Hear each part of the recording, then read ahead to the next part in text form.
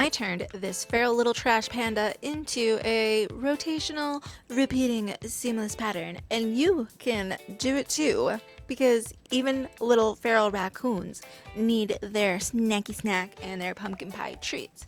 So come along with me and make this fun repeating pattern.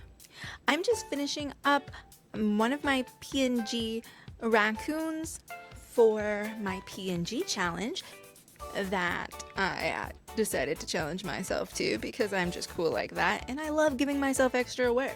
But I'm just finishing this little guy up and then I'm going to export him as a handy dandy PNG.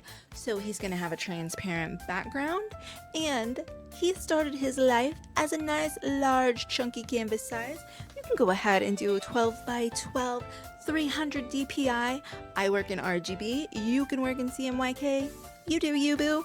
I'm not here to judge, but I have got any more I want him, so I'm gonna turn off my background, grab your iPad and Apple Pencil, as a PNG, and which will automatically be a transparent PNG. Go ahead and make one. Oh wait, and pause the video. Then we're gonna get crack-a-lackin', and let's get into it. Past me decided to use a 3000 by 3000 pixel canvas for this piece, and that's fine. It's a 10 by 10, 10 by 10, 12 by 12. Those are pretty common sizes for seamless files. I'm gonna go ahead and add a new layer over in my layers menu, and I'm just going to pick a color that I can see. I'm gonna go ahead and fill the layer with that color. And I'm going to head over to the transform tool and I am going to rotate and fit to canvas, and that is going to give us that lovely diamond shape to make our pattern a little bit more interesting. Now we're going to go over to our actions menu. We're going to go over into the canvas area. Oh, just kidding. I'm going to go ahead and go to that same menu, but I'm going to go insert the photo and pick my raccoon that I just created earlier. Now we're going to go ahead and go over to our canvas. We're going to go to our drawing guide and edit drawing guide, but I'm going to push the wrong buttons, so it's fine. You have time to go over to symmetry. And then we're going to go to rotational and quadrant. I'm gonna think my brain's gonna get confused. It's all gonna come out in the wash, but we're gonna go ahead and start there. Alright, on our layers panel, we're going to go ahead and open a new layer. So now we have our diamond layer. We have our element or our artwork inserted on its own layer, but unchecked so we can't see it. And now we're going to go ahead and we have a new layer. And I'm just going to grab a decorative brush. And it's a circle brush that has a little pattern that I like. And I'm going to go ahead and start placing some curved lines or vines or whatever you want to call them. And I'm gonna remember, to turn on drawing assist because you do need it on each layer. It doesn't go automatically. So you see that? You see that little magic that just happened? New layer again. Drawing assist, because we're not gonna make the same mistake this time. We'll make it later, I'm sure. It's fine. But now we're gonna draw another design. Alright, let's go ahead and pick out another brush. I'm using one of my brushes that I am currently testing. It is a smooth but pressure sensitive brush. So she can get thick and thin, and she'll be in the shop soon, don't you worry. And we're on a new layer, remember. And as you can see, I just picked a spot that was kind of in the middle between the lines of my other two lines, and I just went for it. I did hold down quick shape and kind of rotated a bit. And now I'm just adding some leaf shapes, just little loops or U's, however you want to call them. And then I'm just grabbing my color and I'm going to color fill those real quick. All right, let's go ahead and add another layer. And let's get ready to make us some pumpkin pie. So I'm just picking out some colors for my pie. And look at me. Guess what? Guess who didn't put on drawing assist? One more gosh darn time. Yes, drawing assist every time. Every new layer. It's kind of a pain in the butt, but it's not a big deal. So, about that pie, I'm just drawing a triangle and doing color fill. You see that? You see that? We have 4 pie. 4 pie. So fast. New layer. New layer. I'm gonna go ahead and make some crust, and I am just making some humps and just outlining that triangle and new layer. Did we turn on drawing assist? Did we turn on drawing assist? We shall see for our little whipped cream. No, no, no, of course we didn't. Drawing assist, my friends, drawing assist. And then we'll make our little whipped cream again. I'm just using a white color. I don't usually go pure white, just one of the lighter versions of the color I'm using. And why does that little meringue? Ew, I don't like meringue. Why does that whipped topping look like a chef's hat? There we go. Getting that color drop, getting that color drop. Yep, I think that'll do.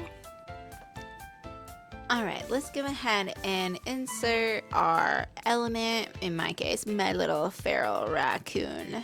My little cute snacky snack sneaky trash panda. Alright, now that I have this little guy, I'm going to go ahead and duplicate. And then I'm going to do something smart. Something that I'm not always remembering to do.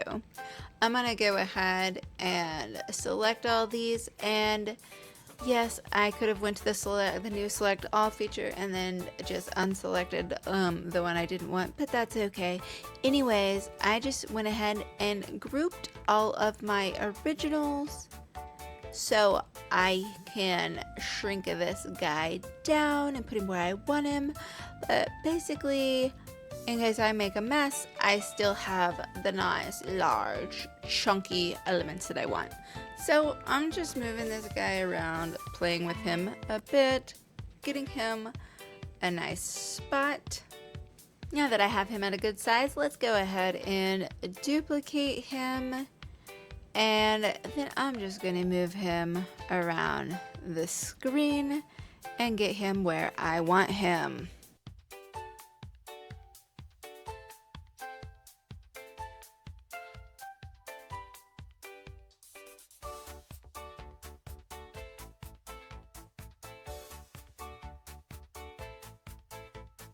Alright, I'm gonna go ahead and I went ahead and grouped these guys together, and now I'm just taking a look and seeing what I have, and going to put these guys in with my other group just so I can easily kind of keep things together a little better, and that way I'm not messing things up along the way. So I did go ahead and duplicate everything I've already have so far, and I'm just doing that times 4. I'm gonna go ahead and start making this seamless. So I'm going to turn off everything but one layer. I'm going to turn on snapping. I don't turn on magnetics because my lines will never snap correctly into place when I do. If that's bad advice to you, don't use it. I don't care. I don't have 30 minutes to try and get my lines in the right place. And this, with the diamond pattern, it's always been a little tricky for me, no matter what I do, getting things lined up in the exact correct spots to get their gold bars. And I've noticed it seems a lot more finicky as well. Like as soon as you pull up your hand, your pixels move a little, but I've also not have much luck with calculating in the pixels of this, maybe because I don't actually know the calculations for like the diamond pieces. I don't even know if they'd be the same as the square. Anywho, this is how I do it. I rough through it until I get those gold lines, until everybody is where they're supposed to be. And that's just the life we're living over here. If you have a better way, please, please, by all means, practice it and do it and rejoice that you have your life so much more together than I do. But see, like magnetics makes that snapping like 10 times worse for me. And then like, as you see here, I had to even put down my Apple Pencil just to try to get my gold bars. And that's without snapping, and I don't know, it's maybe I just have some meat paws. And I'm just going layer by layer, turning them on and filling out my basically the outside of my diamond, going to all four corners, and then I'll put the diamond in the middle. And this has never been, I mean, it always seems super easy when other people do it on the internet, but it has always been a struggle bus for me. So let me know, is it hard for you guys? Is it a little bit of a struggle? Does it give you the grief? Or like I said, maybe I just have some meat paws. But I'm just zooming all the way up in there just to see if I've got my life together yet, and if it's going the way it should. Like I said, I normally have to go through a couple of rounds of of this with the diamond method. As you can see, I'm just monkeying around with it and trying to get all lines snapped into place. But I'll speed this up if I don't get off that struggle bus soon.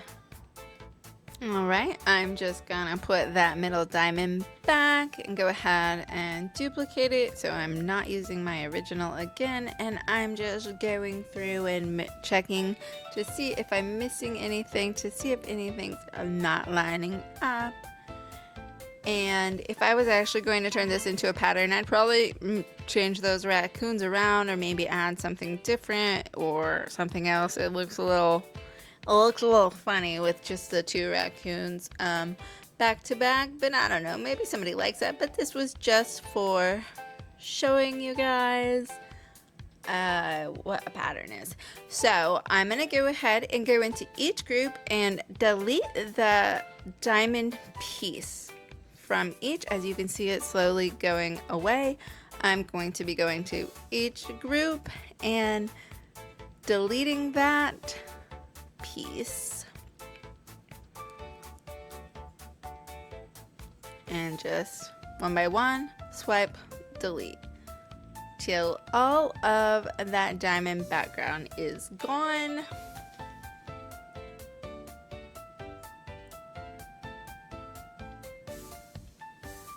And as soon as we get that gone, I'm going to go ahead and I'm going to add a new layer and fill that in as the background.